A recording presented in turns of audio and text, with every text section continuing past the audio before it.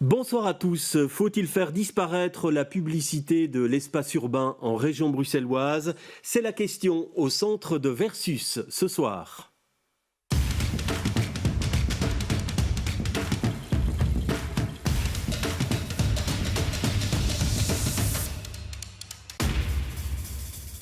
Bruxelles sans pub, c'est le combat d'un collectif. Il a rassemblé plus de 1000 signatures via une pétition. C'est ce qui a permis à des citoyens d'être auditionnés par le Parlement bruxellois. C'était ce lundi en commission.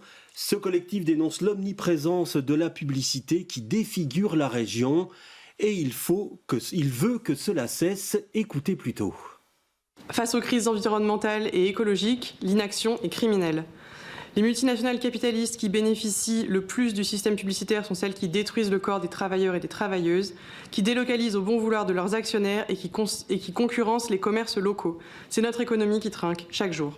Nous vous proposons de mettre en œuvre une action simple, mais non suffisante, qui est de réduire et faire disparaître la publicité dans l'espace public. C'est ce que nous sommes venus exiger aujourd'hui. En un temps record, plus de 1000 Bruxellois et Bruxelloises ont saisi un des trop rares outils pour vivifier notre démocratie parlementaire et ont obligé le Parlement de notre région à se saisir de cet enjeu.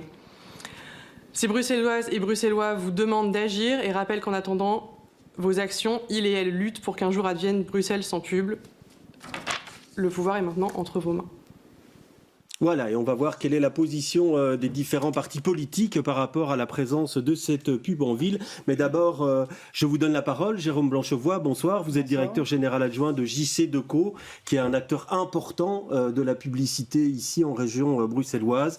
Quand vous entendez ce collectif qui dit que la pub est dangereuse, nocive pour l'environnement, qu'elle pousse à la surconsommation, qu'elle est néfaste pour la santé, bref, qu'elle n'a plus sa place en ville, quelle est votre réaction ?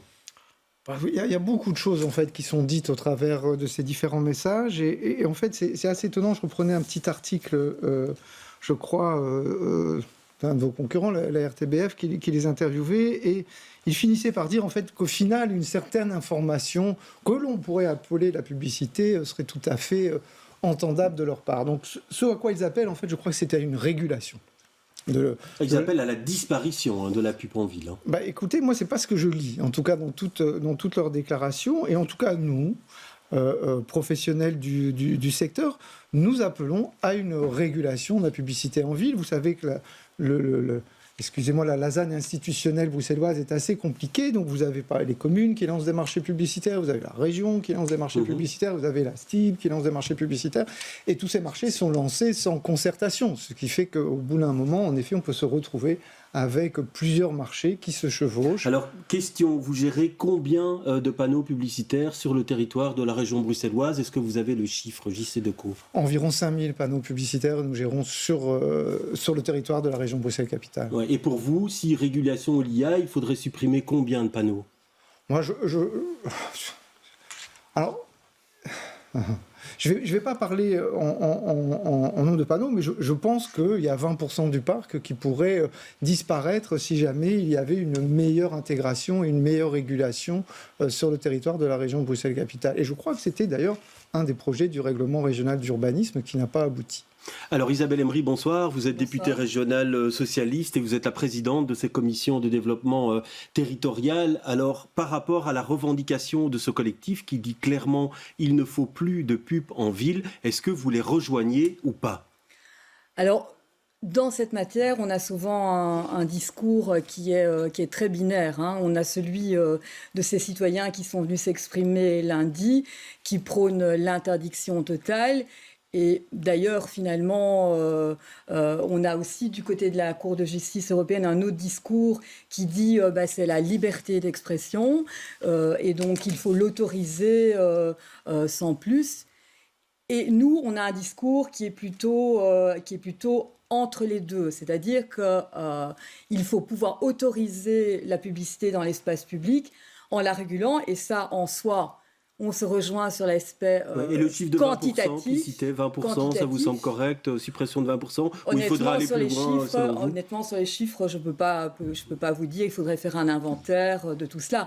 Mais il y a aussi tout l'aspect qualitatif. Alors, quand on interdit, je pense qu'il faut le faire sur des bases sectorielles. Donc, en l'occurrence, en ayant à l'esprit les soucis de santé du citoyen. Donc, il y a des secteurs où il faut travailler à l'interdiction. Je pense particulièrement à tout ce qui est malbouffe, tout ce qui est alcool, tabac. Oui, ça, on n'est pas vraiment dans une compétence régionale, donc, vous êtes d'accord. Oui, mais c'est quand même quelque chose d'important d'un point de vue qualitatif. Et il y a aussi une régulation qui doit se faire sur le plan territorial. Et certes, le règlement régional d'urbanisme, de ce point de vue, sera important en termes de sécurité routière, tant pour les automobilistes que pour les piétons, parce qu'il y a aussi, en termes de mobilier urbain, des choses qu'il faut dégager des trottoirs. Il y a aussi la problématique des espaces où il y a du patrimoine, et donc il faut pouvoir aussi dégager ces espaces de la publicité. Donc en termes territoriaux, il y a des choses à faire, donc me semble-t-il.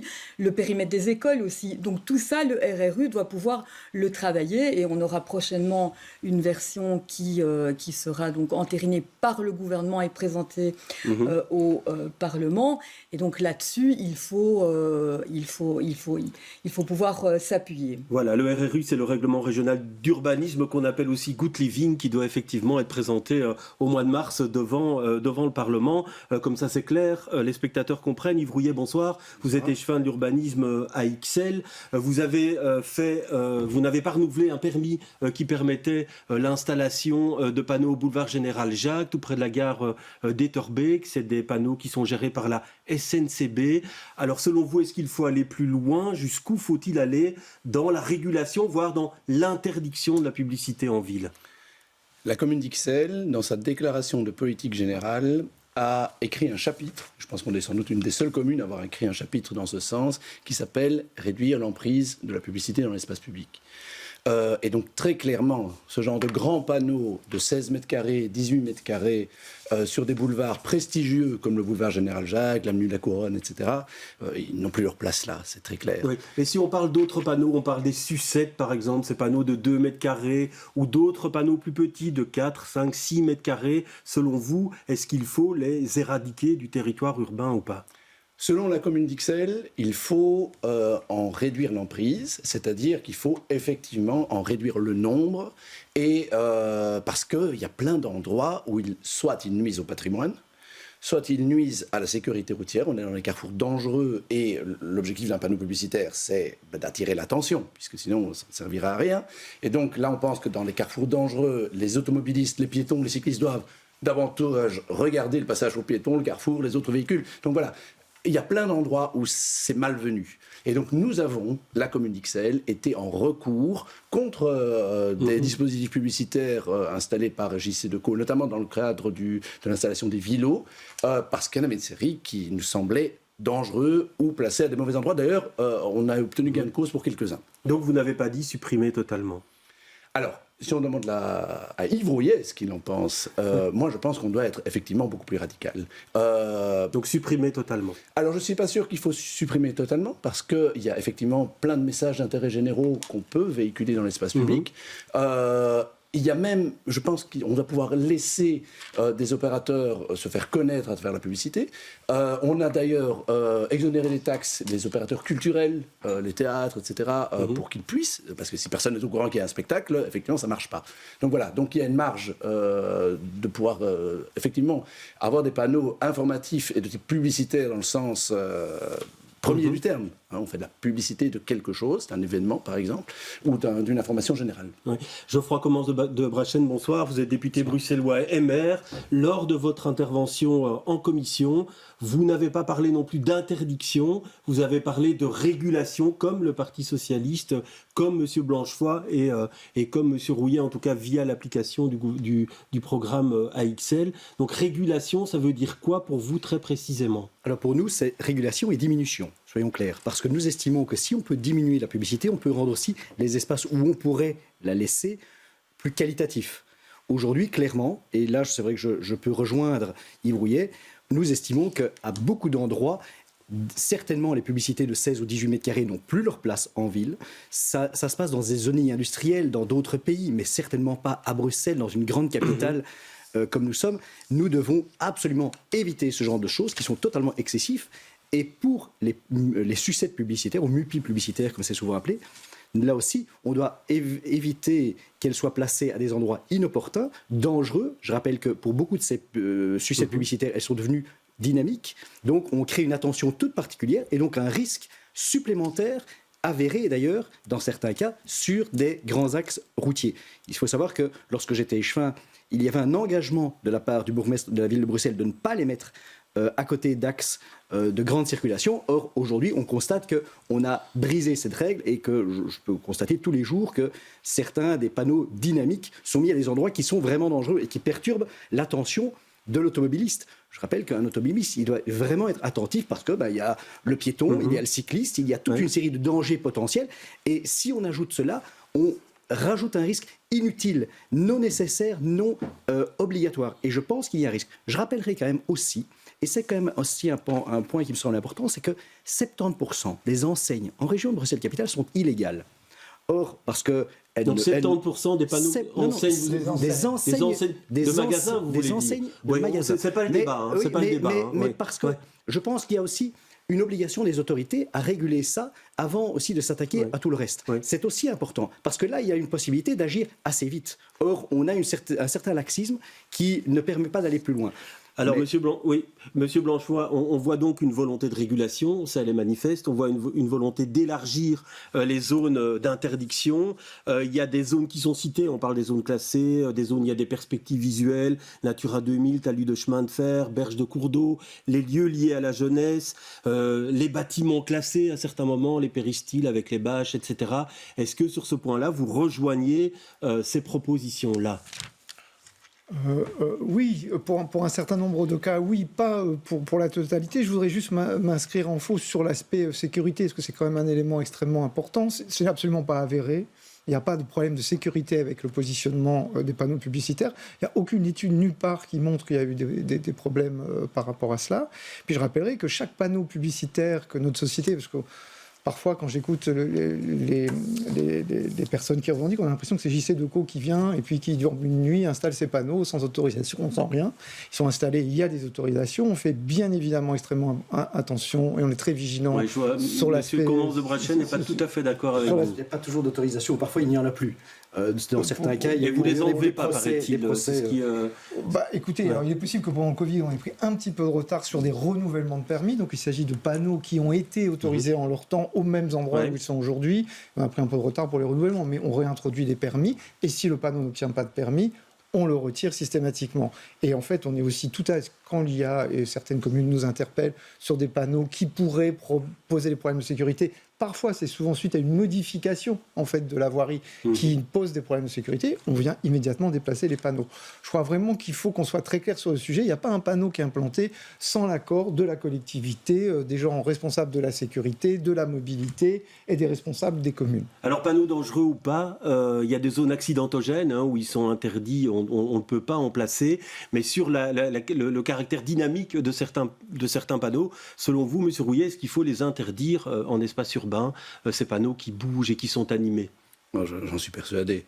Alors, je sais très bien pourquoi les publicitaires le font. C'est pour adapter la publicité au moment de la journée, au public visé, etc. Parce qu'on peut faire passer beaucoup plus d'annonces dans un même laps de temps et être beaucoup plus pertinent. Donc je comprends l'intérêt des publicitaires.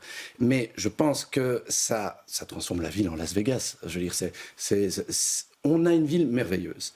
Et là, je rejoins l'ancien échevin de la ville de Bruxelles. Moi, je suis aussi échevin du patrimoine. Notre richesse à Bruxelles, à Ixelles, dans les quartiers centraux, c'est notre patrimoine. Multiplier ce genre de dispositifs lumineux, c'est vraiment une plaie, une véritable plaie. Donc il n'en faudrait plus, en fait. Moi, je pense qu'il n'en faudrait plus. Et je voudrais quand même ajouter une chose. Je pense que les opérateurs, comme par exemple JC Decaux, Clear Channel, etc., et leurs concurrents, font un métier formidable qui sert aux municipalités. Ils créent du mobilier urbain, ils l'installent et ils le gèrent, ils le nettoient quand il y a des tags, etc. Et le modèle, qui date des années 60, est basé sur la publicité. Moi, je suis persuadé qu'il faut réduire cette publicité et que, du coup, il faut trouver une autre manne de financement pour avoir ce même service public qui est très intéressant. Ouais, on va y venir, Isabelle Emery, sur l'interdiction des panneaux animés dans l'espace urbain. C'est clair que les panneaux animés attirent le regard, c'est le but quand même. Et le fait que plusieurs publicités puissent défiler, ça maintient l'attention. Donc dire qu'ils ne sont pas dangereux, pour moi, c'est une erreur. Donc s'il y a positionnement de ce type de panneaux, il ne peut pas être question de les mettre n'importe où. On parlait à un moment, mais on verra si c'est le cas dans la nouvelle mouture du RRU, de ne pas les installer à moins de 25 mètres des carrefours, parce qu'ils sont effectivement, ils peuvent être accidentogènes, parce qu'on a le regard attiré. Je crois aussi qu'il n'y a pas que ce type de panneaux-là, il y a aussi la présence physique, notamment des sucettes. Pour les piétons, ça peut être problématique de devoir slalomer entre ces différents mobiliers urbains. Donc il y a matière à réflexion, il y a matière certainement à réguler quantitativement les choses, parce que dire qu'ils ne posent pas de problème, ce n'est pas vrai. C'est une erreur. Voilà, vous n'êtes pas d'accord, visiblement, Monsieur Blanchot. On va clôturer sur le sujet, parce qu'il y a une autre question, une autre demande de ce collectif, ça a rapport aux stations Vilo. En 2008, vous avez pu installer des stations Vilo en échange de panneaux publicitaires. Alors j'ai un chiffre, 649 affiches, dont 215 écrans digitaux, puisqu'il y a eu une adaptation de la convention en 2018 pour permettre le Vilo électrique. Cette convention arrive à terme en 2026. Le collectif souhaiterait que ce soit géré par les pouvoirs publics. Monsieur Commence de Brachen, est-ce que vous êtes d'accord avec ce point-là? Il faut que ces Vilos partagés reviennent dans le giron du public. Alors d'abord, c'est vrai que le système Vilo, qui était d'abord précédemment Cyclocity, pour moi, est basé sur un élément problématique. On l'a lancé en 2005, à l'époque Henri Simons, échevin écolo à la ville de Bruxelles, juste avant les élections.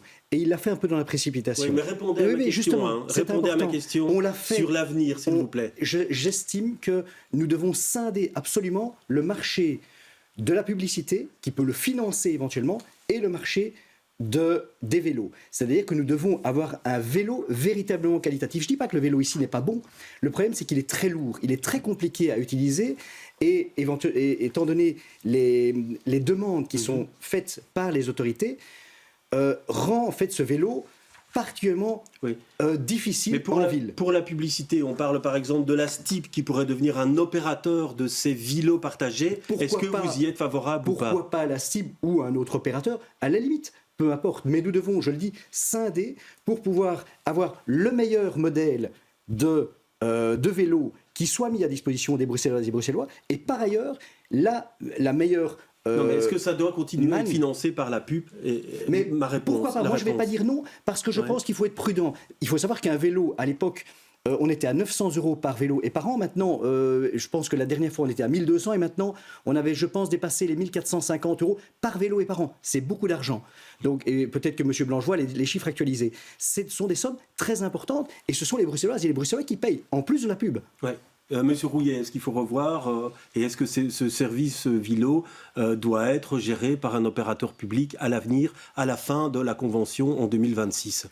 Je ne sais pas si c'est un opérateur public ou privé. La question c'est, est-ce que ça doit être financé par la publicité? La réponse c'est non. Très clairement, ça ne doit pas être financé par la publicité. Après, je pense qu'il faudrait évaluer le système Vilo. Le monde a changé. Le free floating est apparu. Donc il y a Vilo et à côté de ça, il y a une quantité d'autres opérateurs qui sont maintenant cadrés par le gouvernement pour organiser finalement la même chose. C'est de l'offre de vélos électriques en free floating. Et donc je pense qu'au moment du renouvellement de la convention Vilo, il faudra évaluer le système, en ce compris son financement. Ouais. Isabelle Emery, rapidement. Je crois que financer des services d'intérêt public, comme l'est le système de vélo partagé, qui permet à tous les citoyennes et les citoyens bruxellois d'avoir accès à une mobilité douce de ce type, c'est peut-être pas idéal de le faire sur un modèle privé comme celui-là, mais il faut bien dire qu'à l'heure actuelle, c'est une aide précieuse à l'heure où les finances publiques au-delà de la région, les finances locales sont quand même à un point de dégradation important. Donc c'est nécessaire. Donc ce n'est pas idéal, Donc pour nous, ça n'est pas idéal, mais à l'heure actuelle, on peut considérer que cette aide, on ne peut pas s'en passer. C'est vrai pour un service comme les vélos partagés, et c'est sans doute vrai aussi par le financement des taxes sur la publicité en général. J'ai quelques chiffres, je ne sais pas si je peux les dire à ce moment-ci du débat, mais par exemple, pour la ville de Bruxelles, c'est sans doute là que se trouvent les montants les plus élevés. On sait que par exemple, pour les abribus, la taxation fait rentrer dans les caisses de la ville 6 millions d'euros. C'est quoi 6 millions d'euros ? C'est la construction d'une petite école, par exemple. Est-ce que la ville peut se permettre de se passer de ce type de financement ? Voilà. Pour la STIP, c'est 6,5 millions. J'ai vérifié les chiffres dans les comptes de la STIP, c'est 6,5 millions. Est-ce qu'on se prive de ça ? Si on se prive de ça, on augmente les tarifs. Voilà, c'est posé sur la table. Donc le modèle n'est pas idéal, certes, mais il a le mérite de fonctionner et d'apporter des services aux Bruxellois. Alors Jérôme Blanchevoix, beaucoup de critiques sur Vilo aujourd'hui, sur son fonctionnement, sur l'entretien de ces Vilos, etc. Mais une question, est-ce que vous pouvez maintenir ce service avec une nouvelle convention sans la publicité ? JC Deco est prestataire de services dans ce cadre-là. Il sait le financer avec la publicité, il sait le financer sans publicité. On vient de remporter le marché de la ville de Toulouse. C'est un marché qui est sans publicité. Donc nous savons opérer les deux et nous sommes intéressés pour opérer les deux systèmes. C'est un problème de financement qui, quelque part, nous échappe. Je voudrais quand même rebondir sur quelques messages que les antipubs ont fait passer. Ce qu'il faut pas oublier, c'est que de dire je vais interdire la publicité dans l'espace public pour quoi que ce soit, je ne vais pas l'interdire, cette publicité. Cet argent va être dépensé ailleurs que dans l'espace public. Donc pourquoi se priver de cette manne là où les annonceurs sont prêts au final à financer des services publics en utilisant la publicité dans l'espace public? Pourquoi se priver de cette manne financière? On part, je pense, pour l'ensemble de la RBC, pour, à mon avis, plus de 15 millions d'euros. C'est-à-dire le salaire de 250 ouvriers par an qui sont financés par la publicité. Et si demain, ils ne sont pas dépensés pour financer ces services publics, ils seront dépensés sur d'autres médias. Alors question, si vous le financez pas via la publicité, ce service Vilo à Toulouse, par exemple, comment est-ce que vous l'assumez financièrement ? C'est la collectivité qui le finance. Donc il y a un appel d'offres, un marché, on compare les tarifs. Et donc c'est le pouvoir public qui doit payer plus. C'est le pouvoir public qui paye dans ces pour cas-là. vous, la publicité reste indispensable pour assurer l'équilibre financier sans aide publique supplémentaire. Oui, parce que on parle beaucoup de Vilo, ce qu'on oublie quand même juste de dire, c'est juste un service qui est gratuit pour la région, ce qui n'est pas le cas de beaucoup d'autres régions et villes dans le monde et en Europe. Donc là, c'est un service qui est totalement gratuit, qui est financé. Alors, est-ce que vous serez candidat en 2026 Je l'espère bien. Écoutez, évidemment que nous serons candidats. Nous sommes très intéressés. Nous aimons beaucoup la ville de Bruxelles. Et Vilo est un de nos plus grands et de nos plus anciens systèmes. Je suis d'accord avec vous, il a un peu vieilli. Il faut qu'aujourd'hui, on passe à l'électrique. On est vraiment dans les starting blocks à Toulouse. C'est une flotte électrique qui va être déployée. Et voilà, l'idée, c'est que ça coûtera plus cher. Yves Rouillet, on a bien entendu Monsieur Blanchevoix, si ce n'est pas financé via la publicité. Isabelle Emery disait que vu les finances communales, vu les finances régionales, cet argent est nécessaire à certains moments pour investir dans d'autres domaines. Votre réponse par rapport à cela ? Ce sont des choix d'investissement.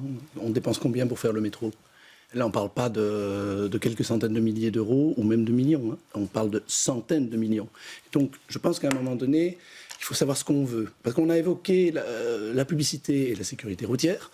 On a évoqué la publicité et le patrimoine. Mais il y a aussi toutes les questions éthiques autour de la publicité. Nous, à XL, on a très clairement... et c'est passé au conseil communal, et on l'applique tous les jours, fixer des règles éthiques. Nous ne voulons plus de publicité sexiste, nous ne voulons plus de publicité qui soit contraire aux enjeux du développement durable. Juste une question financière. Est-ce que c'est indispensable aux finances communales XLois, cet apport publicitaire ? À XL, ça rapporte 300 000 euros par an. Donc vous pourriez vous en passer. C'est 55 000. Donc franchement, on pourrait s'en passer. Ouais. Est-ce que c'est indispensable, Geoffroy Commence de Brechet ? Moi qui viens de la ville de Bruxelles, aujourd'hui, c'est beaucoup d'argent, c'est sûr. Mais je pense qu'il y a une question, et je suis étonné que ça n'ait pas été abordé, c'est la question énergétique. Il faut savoir que ces sucettes publicitaires, c'est l'équivalent par sucette, l'équivalent de consommation d'un ménage.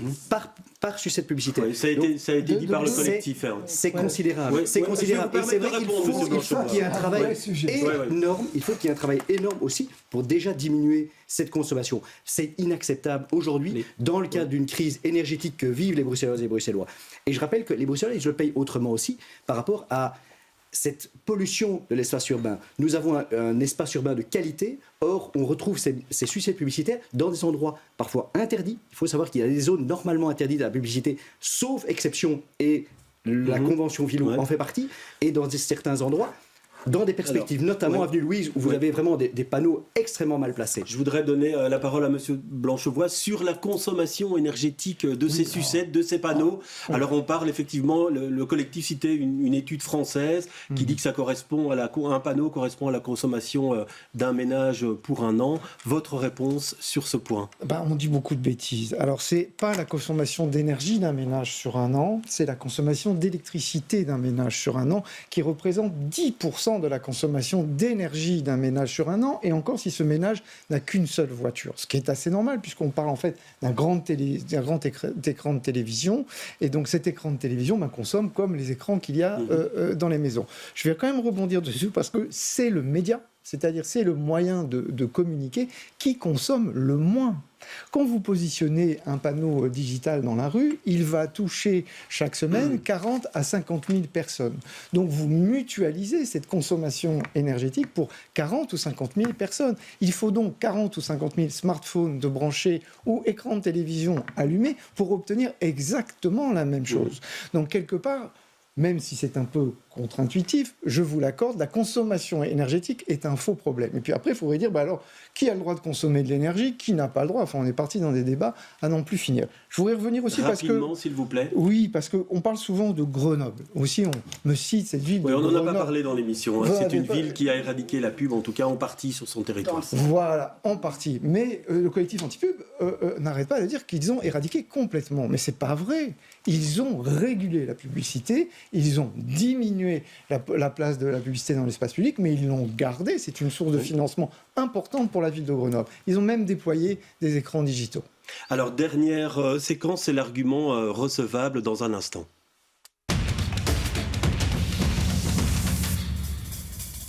Voilà, ce collectif l'a dit lors de la commission. Hier, il revendique des opérations de détournement, de mise hors service de ces panneaux, des opérations de sabotage. Il parle de désobéissance civile. Il faut poursuivre ces sabotages. Geoffroy Commence de Brachel. Certainement pas. Je trouve qu'on doit continuer dans le débat. On doit pouvoir continuer parfois dans des débats animés.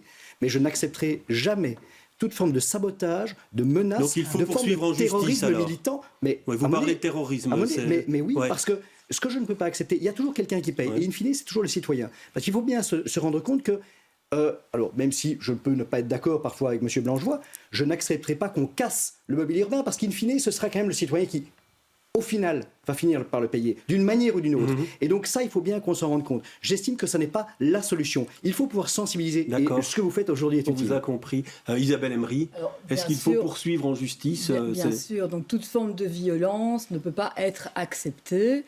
Maintenant, vous l'avez entendu tous comme moi lundi, il y a une aspiration de certains à, en tout cas, si pas interdire, réguler plus en profondeur les choses, tant en termes quantitatifs que qualitatifs. Et donc, c'est aux politiques d'exercer cela. Et donc, cette aspiration, il faut certainement y répondre, pour moi, dans les années futures. Je pense, mais nous aurons l'occasion de le découvrir bientôt, que le règlement régional d'urbanisme va s'emparer de cela. Mais ce qu'on peut constater à l'heure actuelle, et donc c'est vrai à Ixelles, c'est vrai dans ma propre commune sur Anderlecht, il y a une tendance à diminuer la taille des panneaux, leur nombre sur des axes importants. Donc le message est entendu. Et le fait de ne pas l'entendre pourrait exciter cette violence auquel, bien sûr, je me rallie à ce qui vient d'être dit, on ne peut pas adhérer. Yves Rouillet, rapidement. Est-ce qu'il faut poursuivre si les personnes sont identifiées? Est-ce qu'il faut aller en justice? Je ne dirais jamais qu'on peut casser du mobilier urbain et faire du vandalisme. On représente la loi, on représente l'autorité. Ou les détourner. Parfois, effectivement, il y a des actes militants de dessiner des moustaches ou d'écrire un message au-dessus. Là, c'est un vrai acte. Et c'est un acte qui traduit une colère. Parce qu'on a beaucoup parlé de l'espace public, mais l'espace public, alors là, il est visible à travers du mobilier urbain dans les rues, mais c'est aussi ça, l'espace public. Et c'est aussi la télévision. Et c'est les films qui sont coupés. Smartphone, hein, c'est ce que vous venez de montrer. Oui.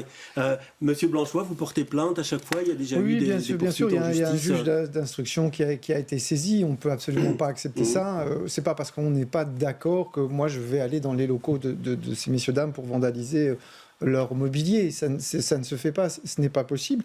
Et je tiens à souligner qu'on a cherché à dialoguer avec à de nombreuses reprises, qu'on a essayé de les contacter, qu'ils refusent systématiquement le dialogue avec nous, et que c'est bien dommage. Nous serions presque prêts à leur donner aussi la parole sur nos mobiliers. Pourquoi pas ?